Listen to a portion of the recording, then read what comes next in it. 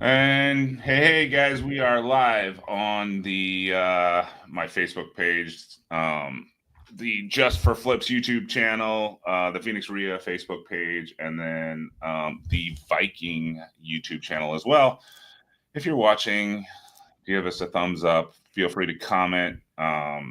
And Hopefully, I'm in my office in Phoenix today. Hopefully, my audio is better. And we have Jamil coming on today. He is running a little bit late. He's in Canada and he got switched up with the daylight saving time that hit last weekend. So us Arizonans don't have to flip back our clock, but everybody else does. Um, Anyways, we have some fun going on in the market, right? We got Bitcoin is off like 30% from its all-time high. The S&P 500 went through its 200-day average.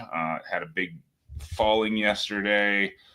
Last night, bond yields were off to 4.1. Now they've rebounded today a little bit. So unfortunately, we didn't get to take advantage of that.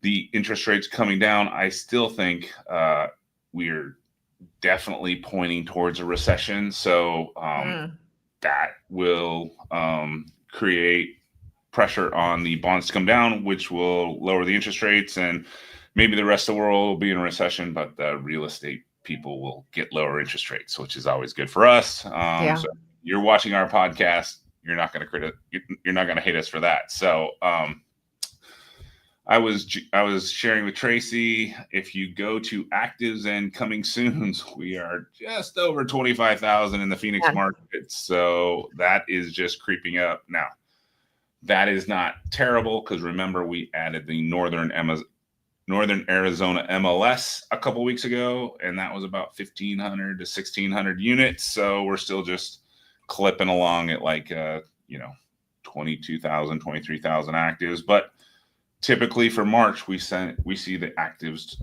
usually start trending downward this time of year because people are buying up, getting ready for the summer moving season, and it's not been as active as we normally have seen. So definitely some slower there. And if you're a listing agent and if you have any comments on that, we'd love to hear you put them in the comment section because we always like to get other people's feedback. But today we're going to talk about co-living when Jamil jumps on. Hopefully he's jumping on any minute. Have you done any co-living stuff, Tracy?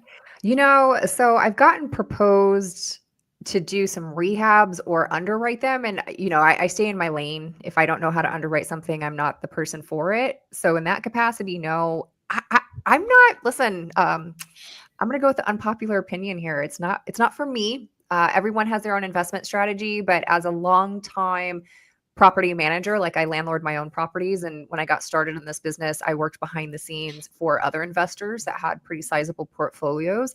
And it's hard enough dealing with a really good tenant and a great property, like they're pretty hands off if you get things flowing. But I personally just don't see it as a strategy for me that wouldn't be without a lot of headaches and a lot of risk. So however, that said, I will follow up with that to say, I think it's really timely for how things are going and affordability for investors to maximize literally every square foot of a property for cash flow.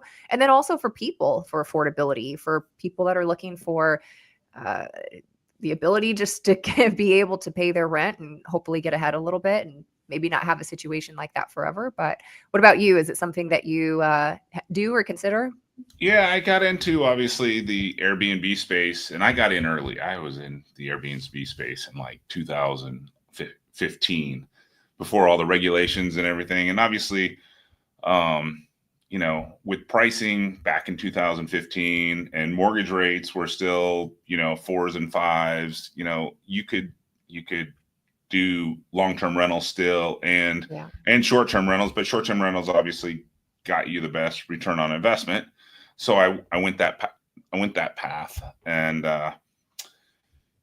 but obviously when regulations came in and then the Scottsdale pricing spiked, I was like, man, there's a lot of cash in these Airbnbs that I could go and do something else with. Because even like the Airbnb tenant that's like, oh, the AC went out, or something, you get that call at Friday night at 11 o'clock at night, and you have to deal with it, right? So Well, I'm kind of understanding the co-living. So I'm all for Airbnb when the numbers work, right? yeah, But I'm understanding co-living to be you take a 3-bedroom house, turn it into a 6 or 7-bedroom house, and then rent by room. Am yeah, I? no, yeah, no, Okay. that's what it is. But I'm like, so just having the tenant that changed weekly was like a Oh, I lot for gotcha. me. But Yes. to go and expand into 6 potential people that could call Yeah. you and just say, hey, the person down the room is playing their music too loud or something like that, that would just be like, Yeah. no thanks. I Just would different definitely have, personalities and coming yeah. and going and the liability. Yeah. Well, and if you don't mind, can we revisit what you were talking about before, Chris, with the stock market? Because, it's like you open your phone and it's just doom and gloom and the market tanking, and we've lost all the gains that we've had, from 2024.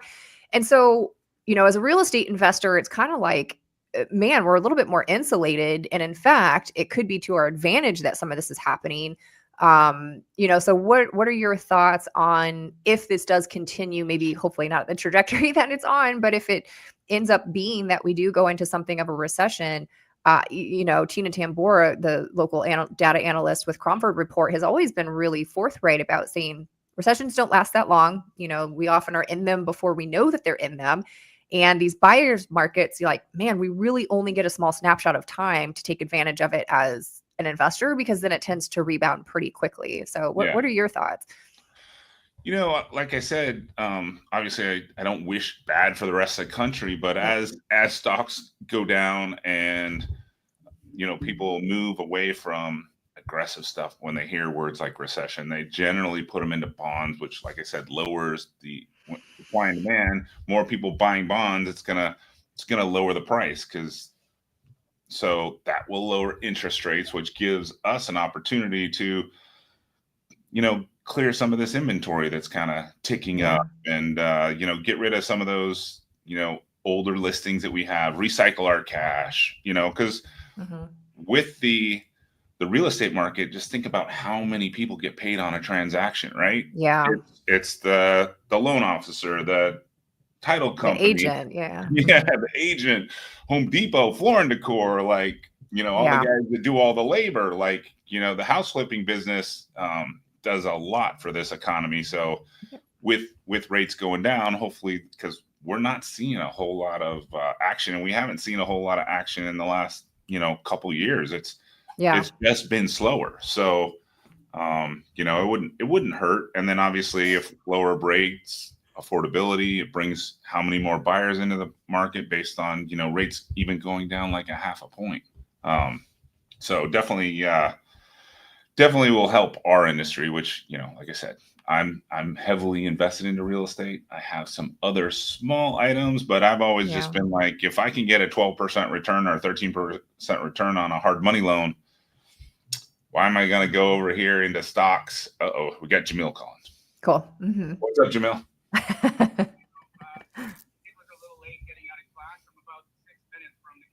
Okay, sounds good.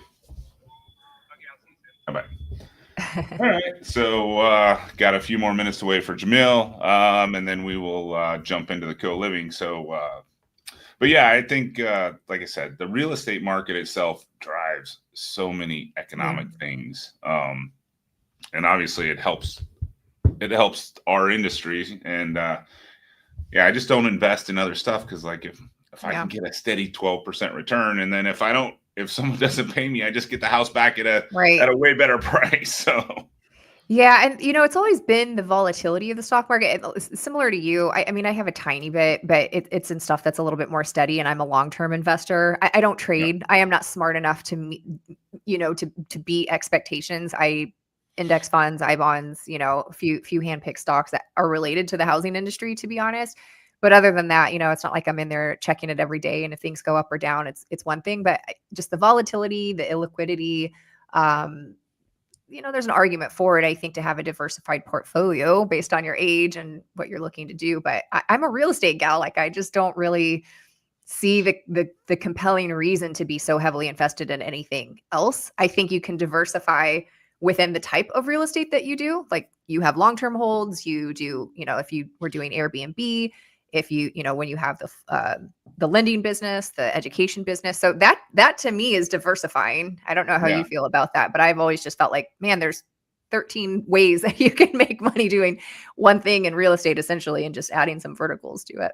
Yeah, it's crazy. Like I just got back from Mastermind, and I'd say it's called Collective Genius. There's 200 people in the room, and they asked like how many wholesalers in the room. I'd say 60% of the room raised their hand, and I know for a fact out of those guys that raise their hand, so that's probably, let's call it 100 people. The number of people that actually have the lending arm is like 2% of those or 3% of those, which I've always found fascinating. It's like you have the customer right there. Right. And obviously if you're raising capital, like I'm sure you probably raise some capital to do some of your flips. I'm sure it's not all just your cash. So, right.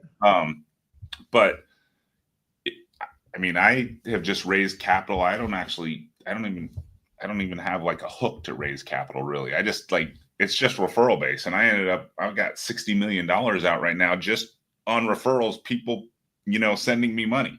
So now clearly I've done it for 20 years, but you should, and then if you want to leverage and even expand faster, there's all these companies that will buy your notes, like a Turac or a One Shot, something like that. You can sell these notes to. So I've never understood why all these wholesalers don't have that, because you have the customer right there. He's buying your house. Why not get the lending piece?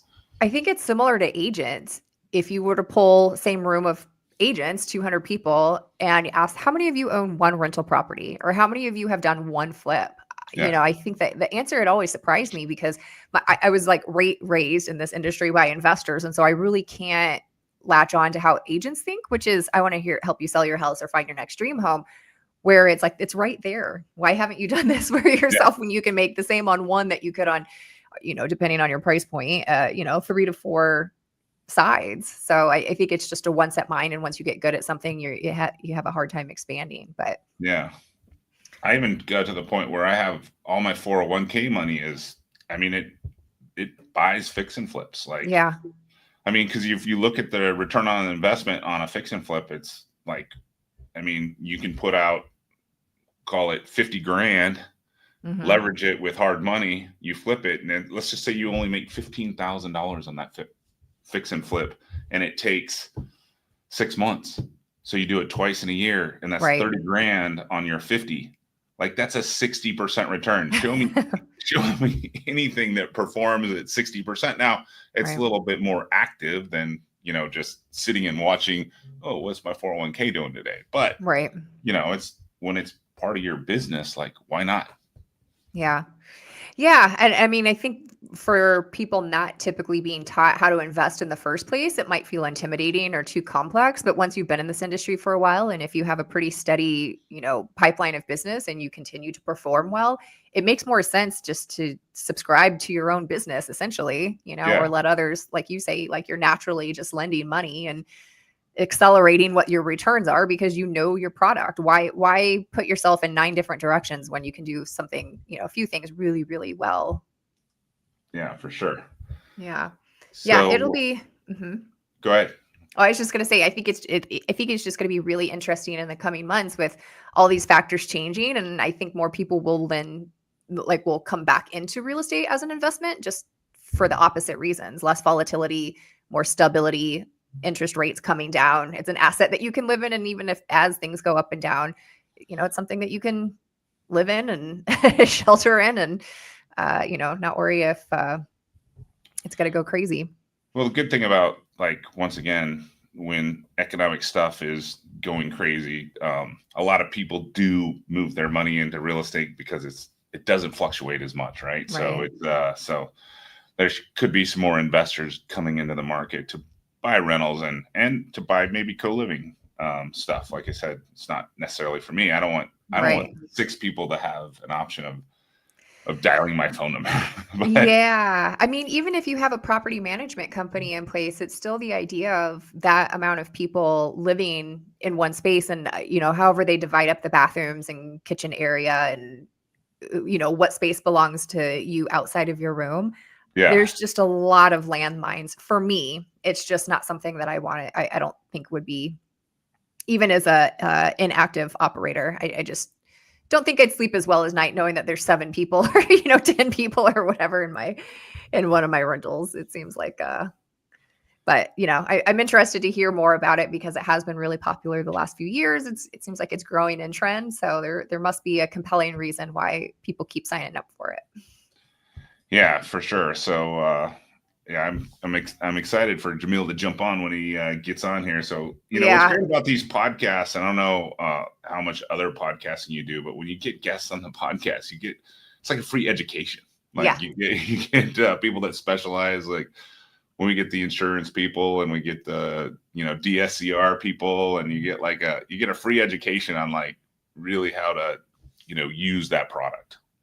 Yeah, especially in construction, the roofer that we had on, I was thinking about that conversation for a couple days afterwards. So, I mean, it's always beneficial. And as a podcast host too, you get to make new friends and make new connections and hopefully some new business too. And once Jamil gets on here, he's going to have to defend himself because we've been both saying that what's the deal with co-living? Mm-hmm. Yeah, let's see. Someone just commented and they said, "Oh, has my virtual assistant not shared it into the Facebook group? Hold on." No, she shared it in the Facebook group. So, yeah, I've been to a couple classes with the notes about notes. Man, that is fascinating. That just gets so creative. I mean, I think eventually that would be something I'd be really interested in doing. Looks like Jamil is joining us. There he is. Hi. Welcome on. Hey. I'm so sorry, guys. Sorry about that.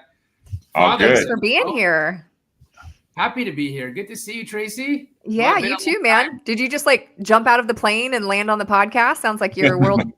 No, I'm out of breath because I'm in a new house here, and I'm on the 3rd story where I do this, and I don't have an elevator, so I was running. Usually, well, you're glowing.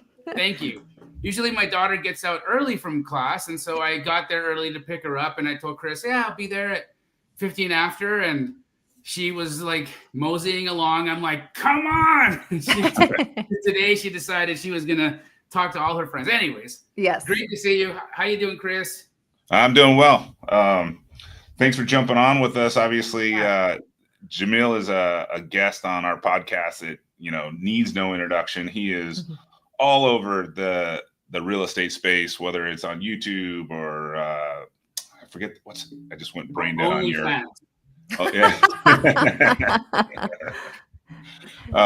And that's what I've been doing. I mean, if this whole real estate thing doesn't work out for you, I mean, that we have been saying, I don't know about the co-living thing. So, OF is next. No, you'd be surprised. You can make a lot of money posting pictures of drains.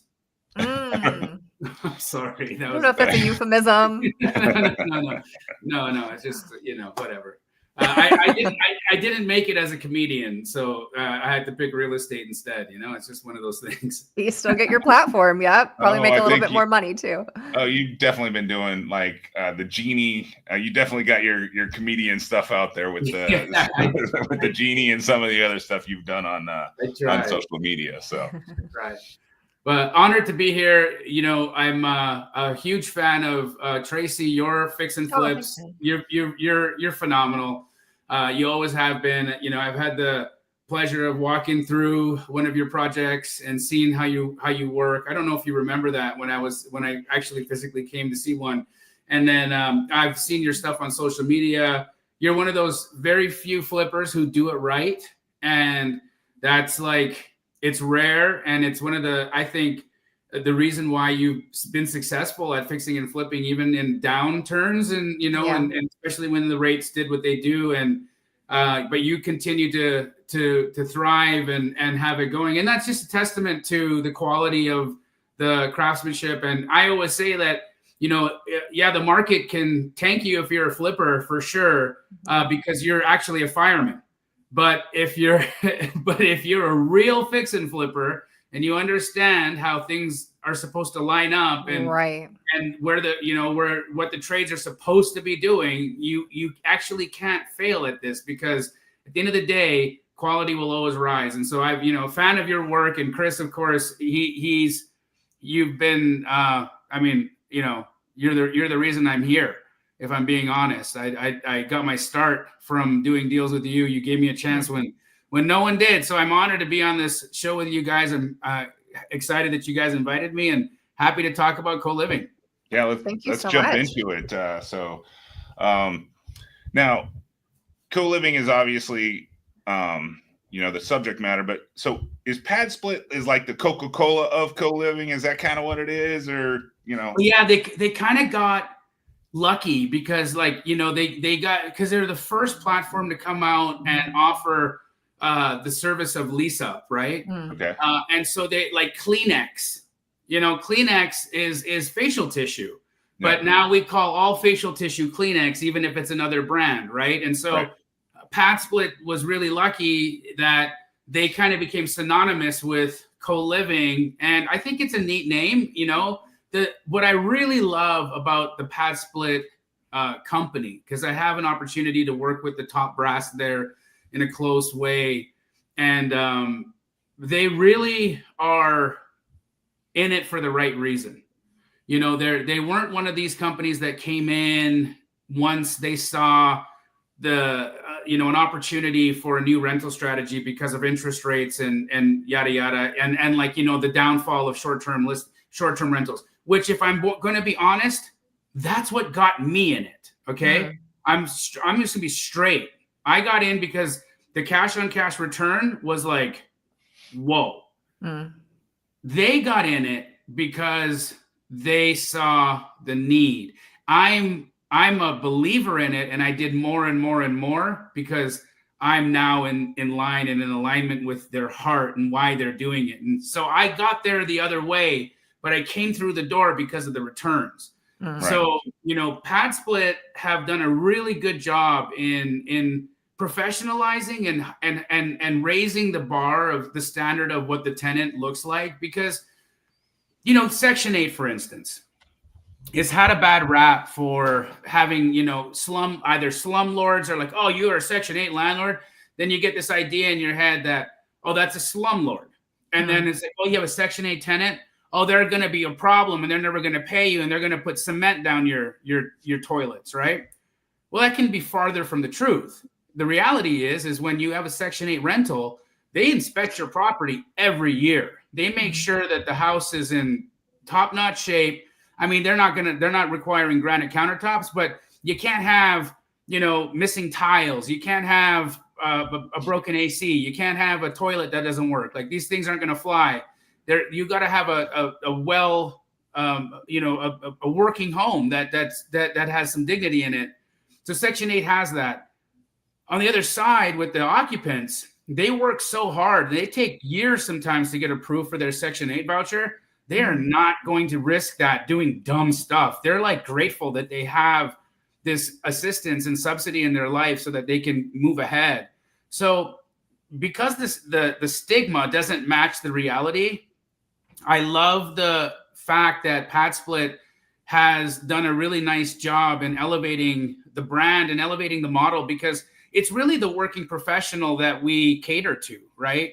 And yes, there's going to be some people who are on hard times, facing difficulties, that are in a co-living home, 100%, right? You're going to get a guy who's going through a divorce, and we have one right now. It's a dad and a daughter, and they're in that situation, and they felt humiliated to be in that spot. And, he pulled up in a Porsche, right? So this guy, when he signed his lease on that Porsche, was in a situation where he got approved for the lease on the Porsche, right? He's not a deadbeat, and he's got his kid with him, right? He's just in a situation right now, and he needs some months, he needs some time to get his world back in order. And so you got those. Then you have people like who, quite frankly, Chris, you and I have created, right? And I'll give you an example. So I was walking my dog in Arcadia. Well, I use Arcadia Light, right? So I'm walking my dog in Arcadia Light. Have to be specific. And I'm like, I passed this Ford Astro van, and I had noticed the van before because it's an Astro van, and Astro flipping. I'm just like, have fun. I hadn't seen an Astro van in a long time. So I'd seen the van before, and the van had been parked there all the time. It'd been there for a couple of weeks, and it was, beat up, right? And so I seen the van, and kind of out of place, but whatever, it's here. And then I'm walking my dog a little early one morning, and I see that the van is like active. All the doors are open, the trunk is open, and I see a man standing outside, and he's straightening up a suit. He's putting a suit on, And I look a little closer, and I see a woman in the trunk, like kind of fussing around in the trunk, and there's a couple of kids in there. And it dawned on me, these guys are living in the van, right? And so I walk over. Yeah, go ahead. I just want to say that I'm glad you ended that by saying she was fussing around in the trunk, because all I heard was there's a man finishing his suit and then a woman in the trunk. Yeah. And then, okay. I just want to make sure that the story has a good end. No, it wasn't an Eminem situation. It was, it was a little different. So she's playing with these kids. Kids are adorable, right? They're this whole thing. I walk over to them, and immediately they're just like, leave us alone, right? Like, we don't want to talk to you. But they could quickly see I wasn't there to cause them trouble. I was curious. And so, and I also offered help. I'm like, listen, I don't know what's going on, but I'm a nice person. I could be helpful for you. If I know what's happening, I might be able to do something that could be beneficial. Yeah. And so they lay it out. We lived in a house in Maryville, and we got notice that the owner of the home we were living in for like 15 years sold the house and didn't tell us, right? How many times have you and I been in a deal like that? We do a deal like that 3, 4, 5, 10 times a month. I mean, it's not uncommon that sellers choose to sell to a wholesaler because they don't want to deal with the eviction. They don't want to deal with the situation and the fallout of the occupant. They just don't want to do it, right? And so they come to you or they come to me, and we buy it. And then our job is to then, clear the home, right? Yeah, and they even tell it to the acquisition manager, don't go buy the house. Don't tell them. They're on the table about it. They're like, don't go. You can buy it sight unseen, but don't disturb the occupant. Don't disturb the occupant until they get that notice on the door, right? And it was like they got the notice on the door, and they were like, oh my God. So they were devastated, but they're like, okay, we'll be okay. They go online. They hadn't gone apartment shopping or house shopping in 15 years. And so they were shocked to see that the place that they were paying $1,300 a month in rent was now $3,000 a month in rent. Yeah. And they just can't afford it. There's nothing that they could do. And so they were trying. And then they were trying to go to more inexpensive places, but no one would take the family. Then they had the 2 kids. They were just out of luck. Right. And so I'm like, I know what's going on with these guys because I'm in that space. Anyhow, I ask, listen, would you mind sharing the address with me? I'm curious, and there's something I need to see because I'm in the investor space and I just want to know, like, if I had seen the property. Bro, I wholesaled it. Oh man. So that's a full circle moment. That's a full circle moment, right? Right there. And I'm like, at that time, I'm just like, whoa. Like, if God didn't smack me on the face, that was it, right? Like, that was like, hey, dude, look, you got to see this from all the angles. You've done well, okay? And this is amazing, and that's great. But there's the other side of it. And now, how do you reconcile, right? And so, for me, now with co-living, because I've had the opportunity to see the full circle moment, I've done over 7,000 wholesale deals, guys. Like, that's potentially 7,000 homes I've made more expensive. right? Forget the fallout of people. 7,000 homes are more expensive because I touched them.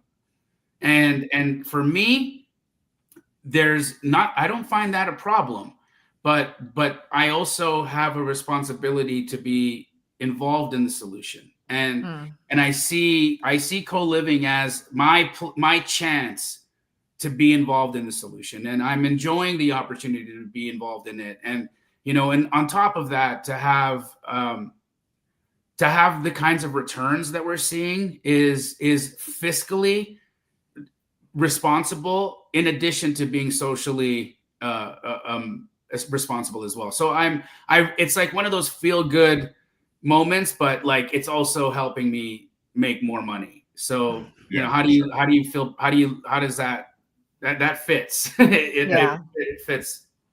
Well, it also, like, what's the reality of actually buying? Like, we as investors, you have your active income, you're a wholesaler, you got your Keegly, but you also have to like buy assets to do some depreciation, so you're not just writing all the all the money of the government, right? So absolutely.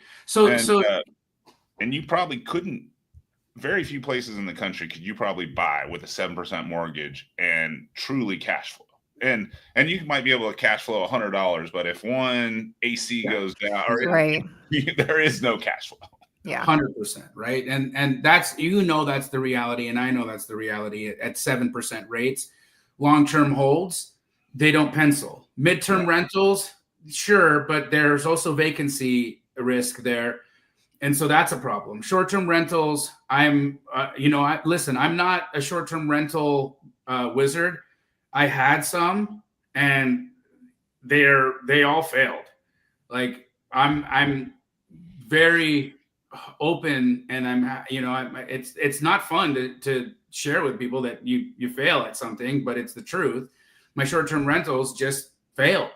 And even when I went to go then turn them into long-term rentals, I'm looking at the cash on cash, and I'm like, this is pointless for me, right?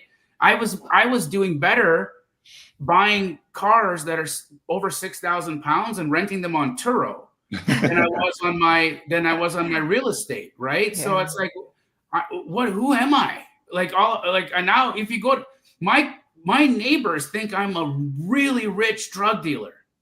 Because I got like 10 cars outside of my house for the purpose of depreciation. I don't drive any of these things. I don't give a darn about a single one of those cars. Every one of them was a tax write-off and is a cash flow play for me. And they're all cash flowing. Yeah. But the reality is it's a pain in the butt, and Turo's a pain in the butt, and the whole management of it is a pain in the butt. And so that wasn't going to work. Now on the co-living side, it's pretty dang good, because it's just like a wholesale deal, right? If we're looking at a Maryville property, let's take the math on that. If you've got a Maryville house, what's up, Jay? You got a Maryville house and it's got an ARV of like 430. Okay, that's pretty standard in Maryville, 400 to 430, somewhere in there. So if for it to be a good co-living property, you got to pick it up between 250, 270. Okay. What you're going to do is you're probably going to have $100,000 in renovations. Okay. That's going to get you to, let's call it 370. Okay. Now what the lender will do is they're going to typically give you 70% of LTV, right? So if ARV is 430, you're going to get 70%. Let me just do some, quick. Yeah. I'm an Indian, but I'm not good at math. It should be $300,000, right? You're of course So 300, right?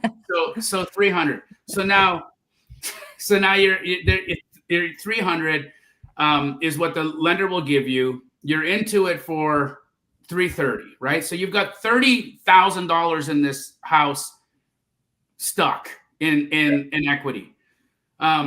You've got more equity. You've actually got 70,000 in equity, but you've got your cash, 30 grand in actual hard cash in the house, right?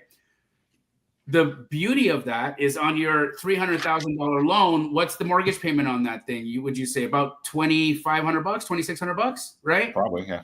Okay, so that house will likely get you roughly $5,000 to $6,000 gross on a co-living deal, then you're going to take off your vacancy, you're going to take off your utilities and all that. You're probably looking at $2,000 a month net cash flow. Okay. So you got 30 grand in the house. You're getting $2 grand a month in cash flow. You tell me what Ponzi scheme gives you that money. Because I don't know an investment out there that gives you $2 grand on 30K a month.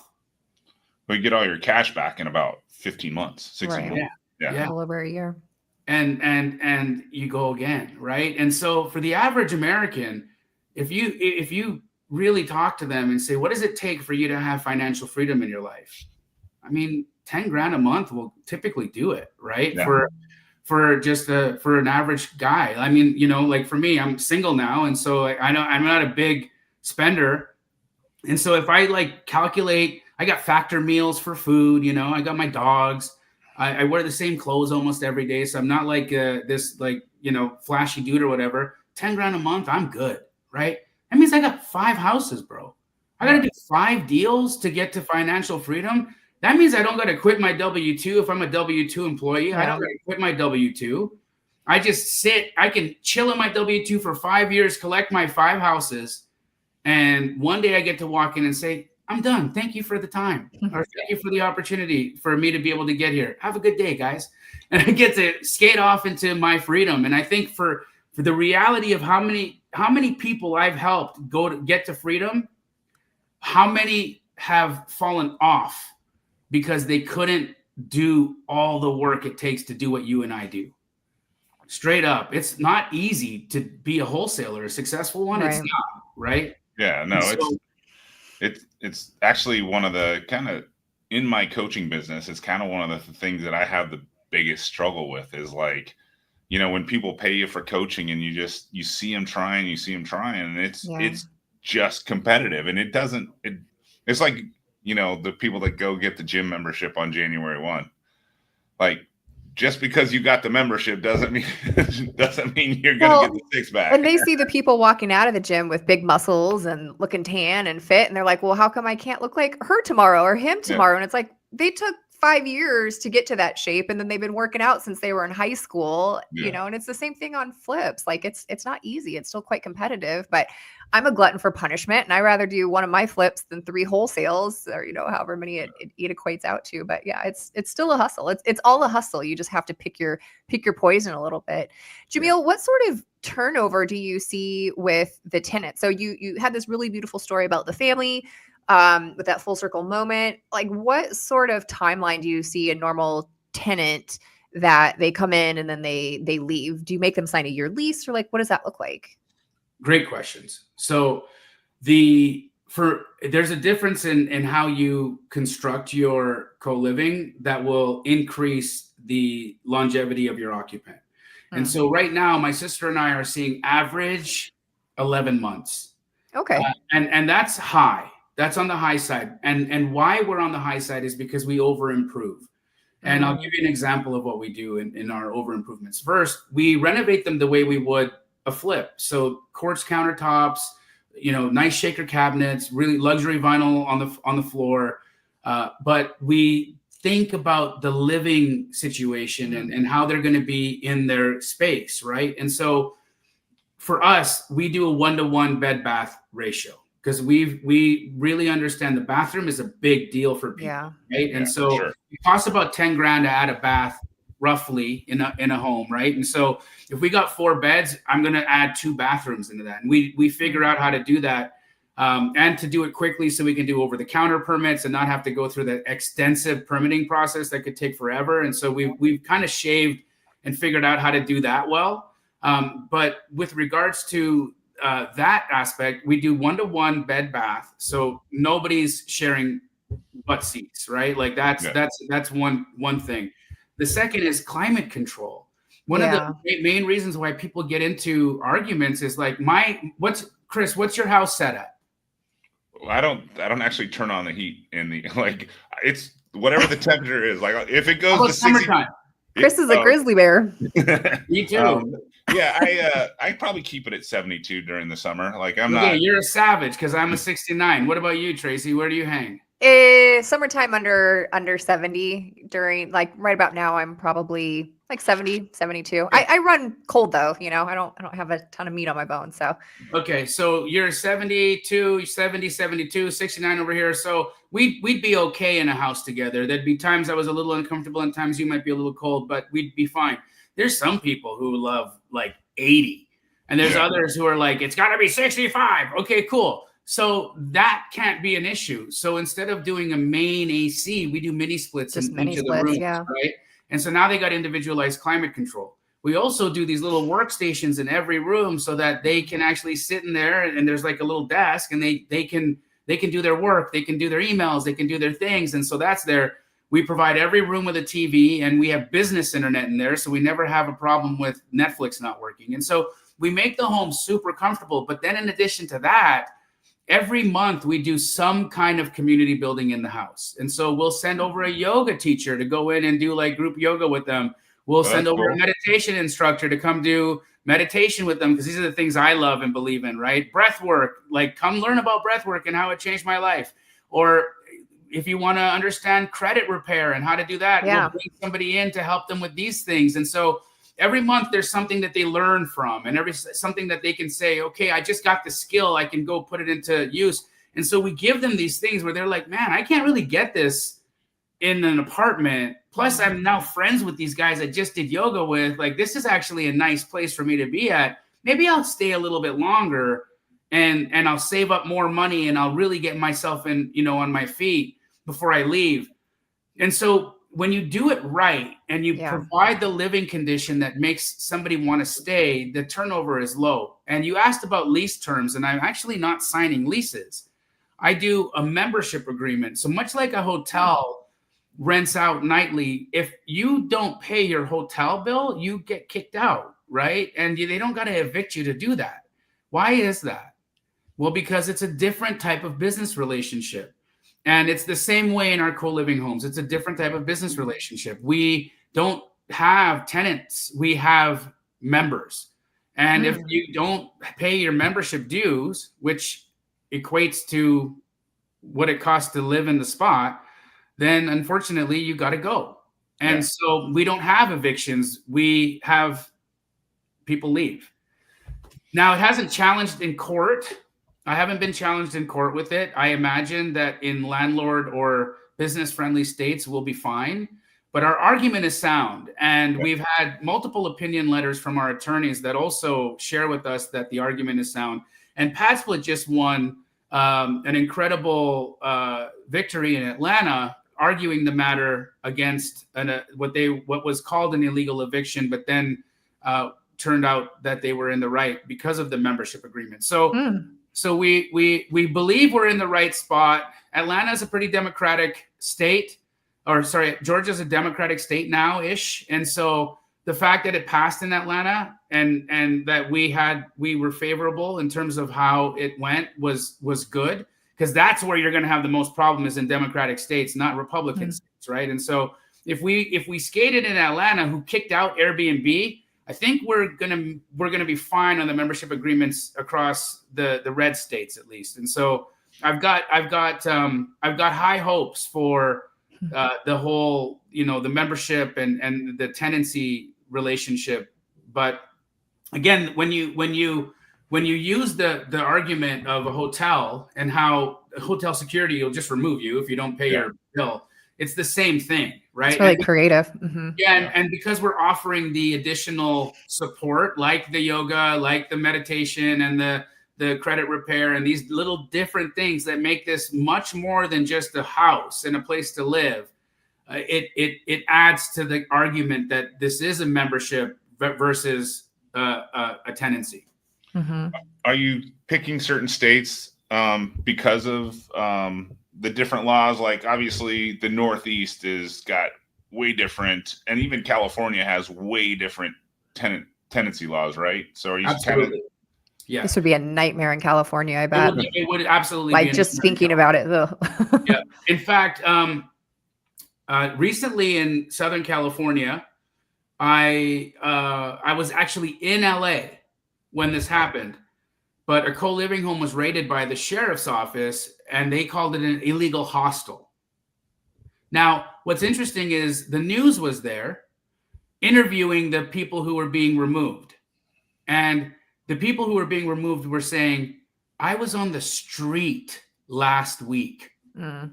And now I'm in a place and I have a spot to shower before I go to work. What the F are you guys doing? Yeah. You just shut this place down and now I got to go sleep outside again.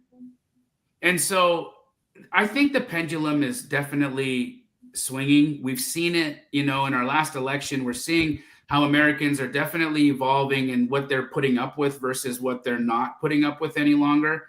And I truly believe that the reality is common sense is starting to take root in legislation and in different areas. I'm not in agreement with all the things happening in our world and in our political situation, but there's aspects of it that I think are extremely valid. And I think that the reality is that we got to just look at the situation. And if you ask the people who were on the street last week whether or not they think that's an illegal hostel, they'll tell you, no, that was my lifeline. And you guys just took it away from me. Speaking of legislation, isn't your sister, like I kind of heard rumor on the street that your sister is really digging into the legislation on a lot of this stuff, right? She is, yeah. And she's making a lot of headway with the politicians and the different powers that be in Arizona, at least. And so, I know that we're good in our state, and we've got the mayor on our side. We've got a lot of people that even zoning, right? Even the city and at the planning department, they know what we're doing. They understand the concept. And sure, there could be a question on zoning, like what is this? Is this commercial property? Is this single family residential? But the reality is in Phoenix, not Mesa, but Phoenix, you can have 6 unrelated people living in a home together. Okay. And so that's our mark. And that's how we fall in line with the zoning bylaw, the zoning laws. And so we're really doing our best, because our goal is, look, we're short homes. Right. We know that we're in the middle of a trade war that is going to, I think, affect it more, because a lot of lumber and energy is coming from our opponents in the trade war. And so there's going to be even greater difficulties, greater shortages. In addition to that, we've still got a high interest rate environment out there, and there's a lot of people locked into their mortgages that aren't going anywhere. And so inventory has yet to change. It's not really doing much. We see the days on market climbing, but we're not seeing a ton of decreases, maybe a little bit, but we're not seeing 2006, 2007, 8 decreases. You're seeing slight decreases. You're seeing, 3, 4, 5% corrections, which is fine. But that's it. That's about as much as the market's going to bear before the house goes under contract and sells. And so the reality is that the inventory situation is not going to change. And we've seen this happen in other markets in the world. Look at Europe, right? Europe has been doing the co-living model for decades. Why? Because they don't have the inventory. Yeah. And if you look at it from a macro view too, builders have caught on to the trend of multi-generational living. I think that there's just a pushback legislatively and otherwise, probably insurance-wise, and the confusion around the surveying as well, or the permitting rather as well, of if it's unrelated people, there seems to be more judgment around that. But if you really boil it down to the fact of we've all been in this business for quite some time. Do you guys remember what a 2-bedroom was back in, 2000s, early 2000s? It's quadrupled since then, Right. So if you're 18 or 80 or somewhere in between, and you're paying essentially 50%, 60, 70% of your gross income just for a studio at this point in Phoenix. Like, Phoenix used to be affordable, and we have a rising growth of homeless people, of people that are working poor. Essentially, these people work full time. You just don't realize it because they're presentable. They show up to their jobs every day, but they're sleeping in their car at night. And if we don't house them somehow or some way and put their money back into the economy, because when people feel safe and they're, housed, it does make a difference. We all do a little bit better. And so if builders are doing this and recognizing it, we're like, hey, grandma is going to live with us, or our millennial is still going to live with us, or teenagers are still going to live with us for a while.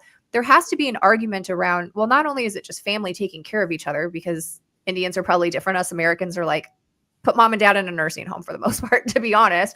But if you really, look at the economics of it, this has to happen in some form or fashion. If we're not building efficiency homes, if we're not building, smaller townhomes and 1,000 square foot starter homes, where are these people going to live that is affordable for them?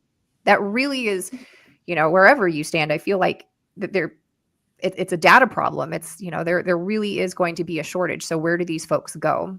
Yeah. That's it. Where do they go? And there's something's got to give, right? And at the end of the day, we can learn from where these problems and where these circumstances have already been solved. And Europe solved these decades ago. It did. Co-living has been in Europe forever. I mean, my mom and dad were pregnant with my sister in London, living in a co-living home. My sister was born in her first house she ever lived in was co-living, right? And my mother was telling us a story about how the woman that they lived with it was a bunch of Indians, and so like within our community, and they were all living in this house together, and they were each paying a certain amount of pounds, because it was London, a month. And so she was explaining how, because my mom had just given birth, that the other ladies in the house were taking care of her and helping her and cooking for my dad and just doing things and being sweet and being kind, and how helpful that was for them in the first couple of years of my sister's life. And that's important, because we not only need a place to live and a dignified place to rest our head and wash ourselves, but we also need connection. And if you look at Maslow's hierarchy of needs, which I'm obsessed with, by the way, because when I learned about Maslow's hierarchy, I was in elementary school, and I don't think that the teacher who put it on the overhead projector actually understood what it meant. But it's a framework for how to live, right? It truly is a framework, and it's a very simple one. You can't skip stages. And so if we're going to be who we're supposed to be, our highest potential as a human, then we got to first figure out our physiological needs. And then we got to take care of our basic needs, like, mating and like that thing, and like our family. And then we got to take care of our connections and how we feel like we are added, or how we add to the community that we're in. And then we get to learn how to be leaders in our community and to gain esteem. And then beyond that, you can actualize as a human and be who Chris, Tracy, Jamil are supposed to be at our highest and best version.